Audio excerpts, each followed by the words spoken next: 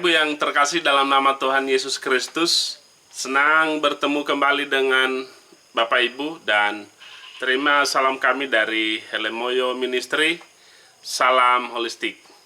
Puji Tuhan Bapak Ibu, kita bertemu kembali dalam mempercakapkan firman Tuhan yang menjadi renungan pada hari Minggu tanggal 6 Agustus. Yang menjadi renungan terambil dari Matius pasal 14 ayat 13 sampai 21. Sebelum kita baca, mari kita satu di dalam doa. Bapa, berkati kami, berikan kami kedamaian, dan buatlah kami mengerti dan memahami akan firman-Mu. Amin. Matius pasal 14 ayat 13 sampai 21. Beginilah firman Tuhan di bawah judul perikop, Yesus memberi makan 5.000 orang. Setelah Yesus mendengar berita ini, menyingkirlah ia dari situ dan hendak mengasingkan diri dengan perahu ke tempat yang sunyi. Tetapi orang banyak mendengarnya dan mengikuti dia, dengan mengambil jalan darat dari kota-kota mereka. Ketika Yesus mendarat, ia melihat orang banyak yang besar jumlahnya, maka tergeraklah hatinya oleh belas kasihan kepada mereka, dan ia menyembuhkan mereka yang sakit. Menjelang malam, murid-muridnya datang kepadanya dan berkata, "Tempat ini sunyi dan hari sudah mulai malam. Suruhlah orang banyak itu pergi supaya mereka dapat membeli makanan di desa-desa." Tetapi Yesus berkata kepada mereka, "Tidak perlu mereka pergi, kamu harus memberi mereka makan." Jawab mereka, "Yang ada pada kami di sini hanya 5 roti dan 2 ikan." Yesus berkata, "Bawalah kemari kepadaku." Lalu disuruhnya orang banyak itu duduk di rumput, dan setelah diambilnya 5 roti dan 2 ikan itu, Yesus menengadah ke langit dan mengucap berkat, lalu memecah-mecahkan roti itu dan memberikannya kepada murid-muridnya, lalu murid-muridnya membagi-bagikannya kepada orang banyak. Dan mereka semuanya makan sampai kenyang. Kemudian orang banyak mengumpulkan potongan-potongan roti yang sisa, 12 bakul penuh. Yang ikut makan kira-kira 5.000 laki-laki, tidak termasuk perempuan dan anak-anak. Bapak Ibu yang terkasih, kisah yang kita bacakan ini sangat-sangat menarik sekali. Ketika Yesus memberi makan 5.000 orang. Bapak Ibu, saya mau mengajak kita melihat ini, merenungkan hal ini, dan saya mengajak Bapak Ibu melihat ini. Ya mohon maaf kalau nanti saya berbicara tidak terlalu banyak menekankan sisi mujizat. Tapi ada beberapa hal penekanan yang perlu menjadi permenungan kita bersama. Perlu kita hayati, gumuli, karena di sini ada hal-hal yang sangat penting, yang sangat mendasar. Terlepas dari mujizat yang ada. Bapak Ibu, apa itu? Pertama, kisah ini dimulai dengan pernyataan, "Setelah mendengar berita ini, menyingkirlah ia dari situ." Setelah mendengar berita ini, menyingkirlah ia dari situ. Berita apa yang didengarkan oleh Yesus, dan kenapa dia harus menyingkir? Di pasal 14 ini, di ayat 1 sampai ayatnya yang ke-12, itu dikisahkan peristiwa ketika Yohanes Pembaptis dibunuh. Bapak Ibu, apa yang terjadi? Yohanes Pembaptis dibunuh oleh Herodes. Lehernya dipenggal. Dan ini Yesus, ketika mendengar hal ini, tentulah dia terkejut dan mungkin shock mendengarnya. ketika Raja Herodes mulai berani untuk melakukan tindakan yang kejam. Yohanes adalah orang yang sangat spesial di hati Yesus. Kenapa? Selain mereka punya hubungan keluarga, Yohanes ini adalah seorang nabi yang diutus untuk mendahului Yesus. Yohanes ini orang yang mempersiapkan jalan kepada Tuhan. Bahkan, Yohanes ini yang membaptis Yesus. Kita bisa melihat itu di belakang. Artinya Yohanes ini orang yang sangat spesial di hati Yesus. Mohon maaf kalau saya bicara dari sudut Yesus sebagai manusia. Yohanes ini mungkin dia seorang guru spiritual bagi Yesus. Banyak hal yang dipelajari oleh Yesus dari Sang Yohanes. Tentu ketika dia mendengarkan kisah yang sangat tragis ini, Yohanes, sang pembaptis, telah mati dibunuh. Yesus mengambil keputusan dia harus menyingkir. Tentu dia bersedih, dia berduka, dan dia butuh kesendirian. Tetapi apa yang terjadi Bapak Ibu? Di mana Yesus pergi, orang-orang pasti akan berduyun-duyun untuk mengikuti dia. Sekalipun dia sedang sedih, hatinya sedang galau, dia butuh kesendirian, tetapi ketika orang banyak datang kepadanya, Bapak Ibu, kita melihat di sini dikatakan, maka tergeraklah hatinya oleh belas kasihan. Maka tergeraklah hatinya oleh belas kasihan. Ini kunci. Hati Yesus, hati yang penuh dengan belas kasihan. Ketika dia melihat orang banyak, ketika dia melihat keadaan mereka, hatinya tergerak oleh belas kasihan. Hati yang digerakkan oleh belas kasihan, Bapak Ibu yang terkasih, itu hati yang mengedepankan orang banyak di atas kepentingannya sendiri. Sekalipun dia sedang lelah, sekalipun dia butuh kesendirian, sekalipun mungkin dia sedang bersedih, tetapi ketika dia melihat orang banyak, hatinya digerakkan oleh belas kasihan. Ketika dia melihat mereka yang sakit, dia menyembuhkan mereka. Orang banyak yang datang dari berbagai kota, datang dengan berbagai pergumulan mereka. Maka Yesus, walaupun dia sedang butuh kesendirian, tetapi dia meninggalkan itu karena hatinya digerakkan oleh belas kasihan. Ketika dia melihat orang banyak, maka dia peduli dengan mereka. Allah peduli, Allah mengerti. Tuhan Yesus mengerti apa yang menjadi kebutuhan daripada orang banyak ini. Sehingga ia meninggalkan kesedihannya. Dia mau melayani mereka. Yang dia lakukan adalah Yesus menyembuhkan sakit penyakit mereka. Yang kedua, ketika malam mulai tiba, tentu orang banyak ini butuh makan. Murid-murid Yesus tahu hal itu. Mereka mengerti bahwa orang-orang banyak ini butuh makan. Dan pertanyaannya sekarang adalah, bagaimana mereka makan? Kalau kita ibaratkan, ini suatu permasalahan. Masalahnya adalah ada orang banyak ini butuh makan. Mari kita melihat apa solusi yang ditawarkan oleh murid-murid Yesus. Solusi mereka, Bapak Ibu yang terkasih, adalah mereka bicara tentang dana. Mereka tahu bahwa mereka tidak punya dana. Dana mereka kurang. Maka solusi yang mereka lakukan adalah mereka meminta kepada Yesus, Tuhan, suruh mereka pergi. Kalau kita membaca di kisah lain, di kitab lain, karena peristiwa Yesus memberi makan 5.000 orang ini dicatat oleh 4 kitab Injil.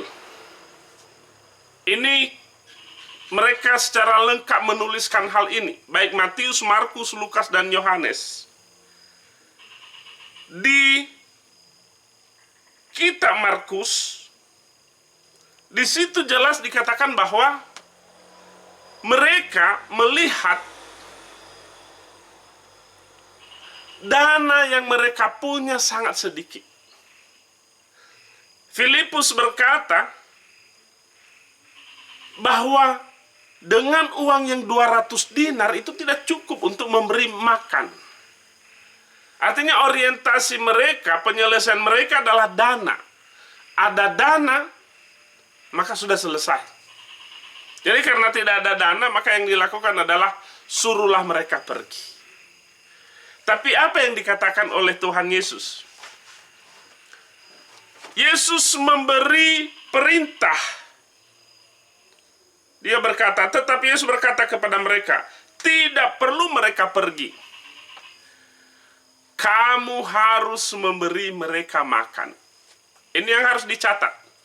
Kamu harus memberi mereka makan.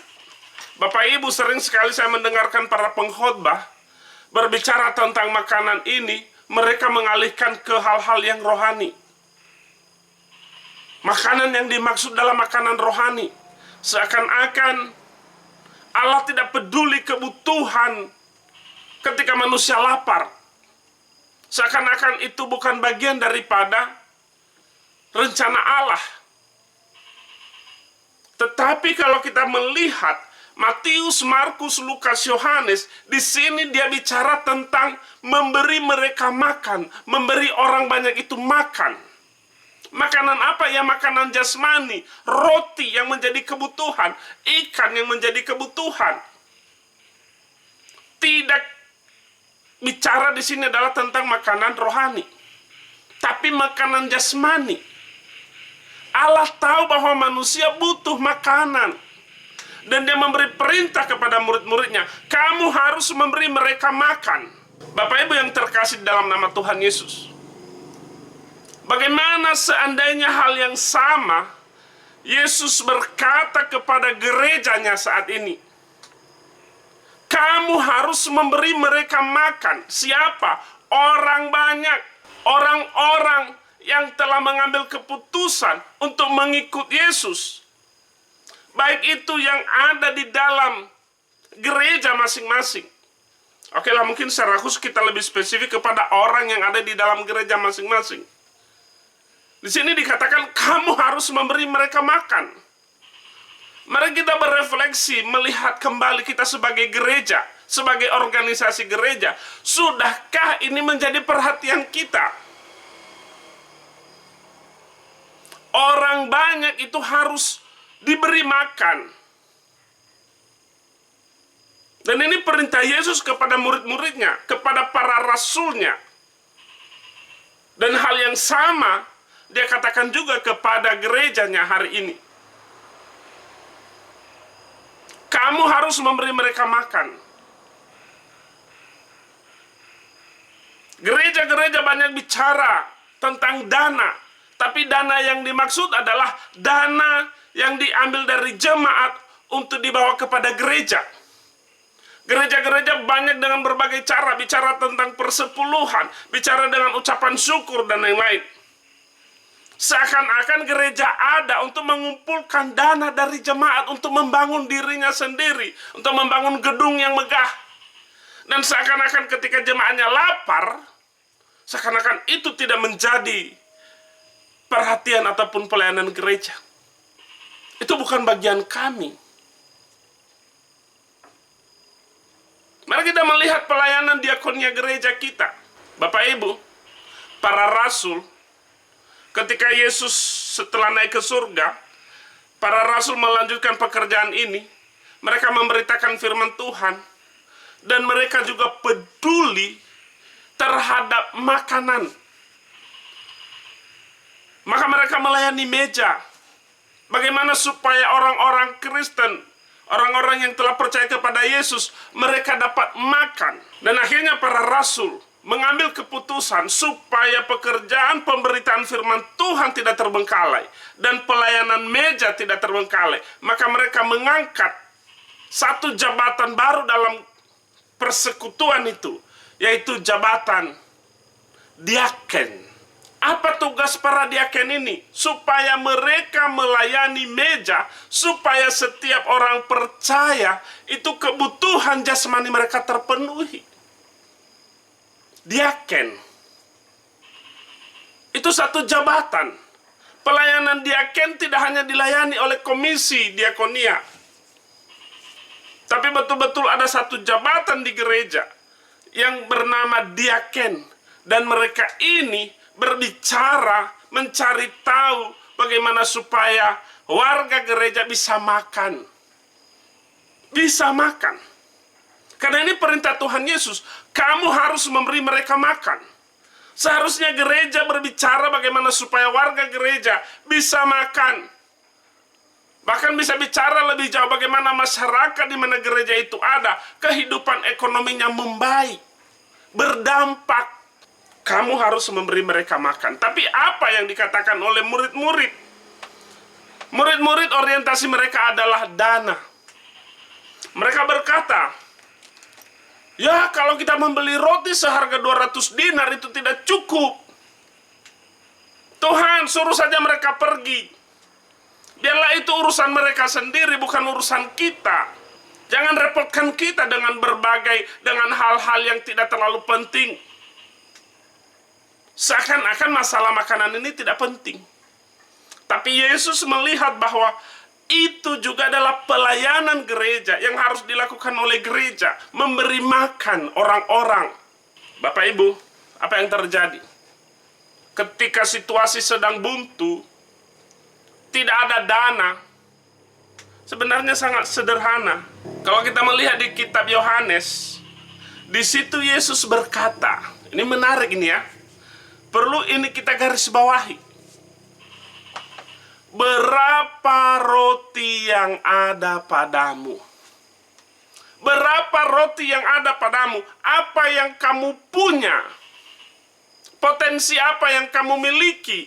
Bukan berapa roti yang tidak ada padamu. Yang Yesus tanya adalah berapa roti yang ada padamu? Apa yang kamu punya? Yang kamu punya itu bisa dipakai untuk memberi makan orang. Apa yang kamu punya, kebaikan yang kamu punya, sekecil apapun, itu bisa menjadi berkat bagi banyak orang. Bapak Ibu yang terkasih, puji Tuhan, ternyata mereka punya 5 roti dan 2 ikan. Kalau kita selidiki lebih jauh lagi, ternyata 5 roti dan 2 ikan itu bukan dari murid-muridnya. Bukan dari murid-muridnya, sekalipun di sini di Matius ini mereka berkata, yang ada pada kami di sini hanya 5 roti dan 2 ikan. Kalau kita telusuri lebih jauh, di kitab Yohanes lebih jelas. Di situ 5 roti dan 2 ikan itu berasal dari seorang anak kecil. Bapak Ibu, mari kita coba bayangkan peristiwa yang terjadi pada saat itu. Ini pasti mereka sedang berbisik-bisik. Murid-murid datang, memberikan usul kepada Yesus, Tuhan, suruh mereka pergi. Ini udah mulai malam. Orang-orang udah mulai lapar. Suruh mereka pergi biar mereka cari makan. Tiba-tiba Tuhan berkata, kamu harus memberi mereka makan. Lalu terjadi perdebatan. Kalau kita beli roti seharga 200 dinar tidak cukup.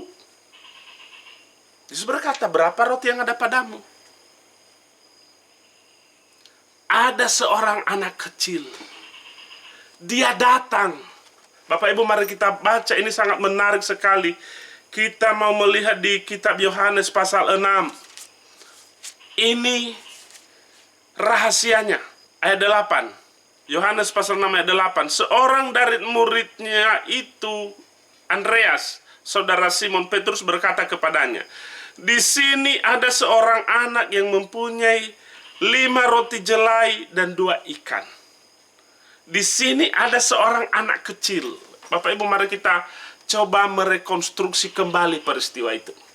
Ketika mereka terjadi perdebatan, kamu harus memberi mereka makan. Anak ini mendengar. Mari kita cocokkan atau hubungkan dengan yang terjadi di pertama. Ketika Yesus melihat orang banyak, maka tergeraklah hatinya oleh belas kasihan. Saya bayangkan hati yang sama, hati yang penuh belas kasihan itu ada pada seorang anak kecil juga. Ketika dia melihat murid-murid Yesus mencoba berbantah-bantahan dengan Yesus, memberikan solusi supaya semua orang banyak itu pergi, tapi Yesus berkata, kamu harus memberi mereka makan. Anak kecil ini hatinya juga digerakkan oleh belas kasihan, sehingga dia berkata, ini saya punya 5 roti dan 2 ikan. Walaupun oleh Andreas berkata, tetapi apakah itu cukup? Tetapi apakah itu cukup? Bapak Ibu, di Markus, dia berkata di situ, Markus pasal 6, dia berkata, di ayat 38, tetapi ia berkata kepada mereka, berapa banyak roti yang ada padamu? Berapa banyak roti yang ada padamu? Tuhan tidak meminta apa yang tidak kita punya. Tuhan tidak meminta apa yang kita tidak bisa. Yang Tuhan minta adalah hati kita seperti hatinya, hati yang digerakkan oleh belas kasihan. Bukan hati yang membatu, bukan hati yang tidak peduli, tapi hati yang penuh dengan belas kasihan. Orang yang digerakkan oleh belas kasihan ketika dia melihat sekelilingnya, dia tidak menutup hatinya, dia tidak mengeraskan hatinya. Tapi dia akan memikirkan apa yang saya lakukan. What can I do? Apa yang saya lakukan? Apa yang bisa saya lakukan? Tuhan, bukakan hati saya. Apa yang bisa saya lakukan untuk menolong sesamaku? Kita minta hati yang peduli, melihat tuaian, melihat orang banyak, melihat situasi sekeliling kita. Hadirlah menjadi pemberi solusi, bukan pembawa masalah.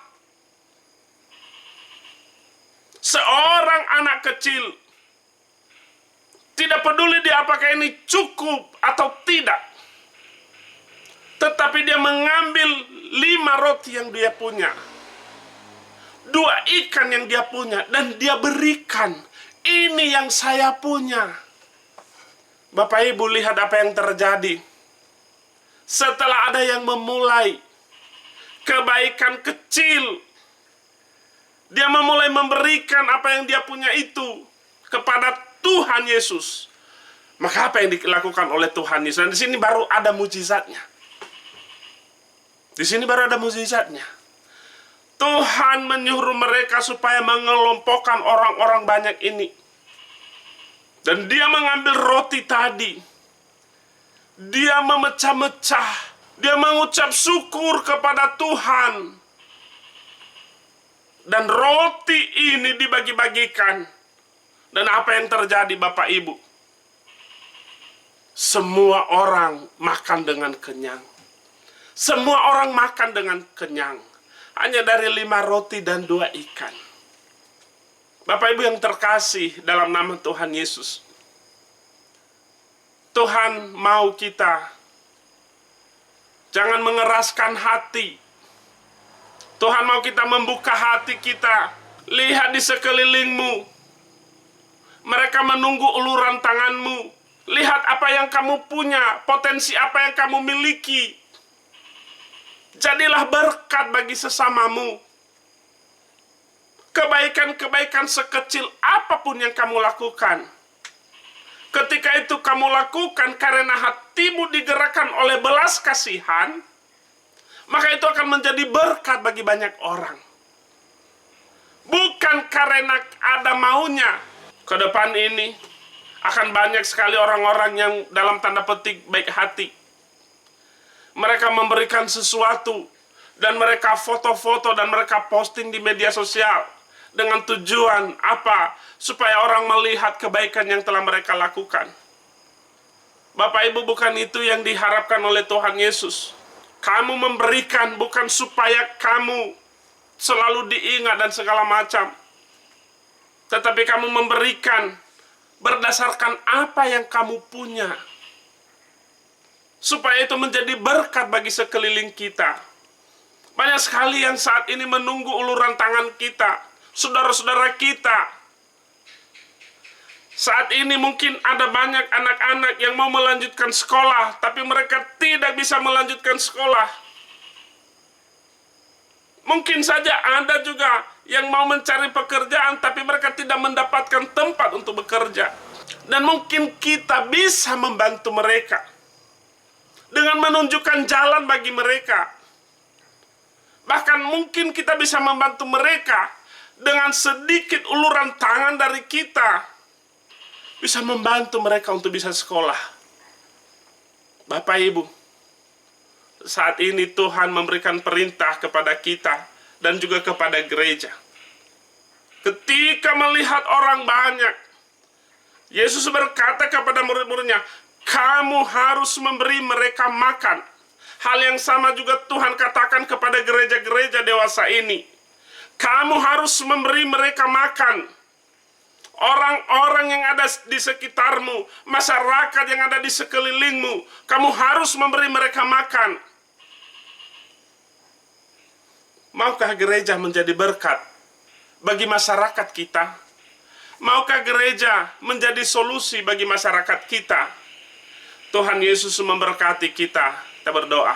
Tuhan, dari firman yang telah kami baca, ketika Engkau memberi perintah kepada murid-murid-Mu, kamu harus memberi mereka makan.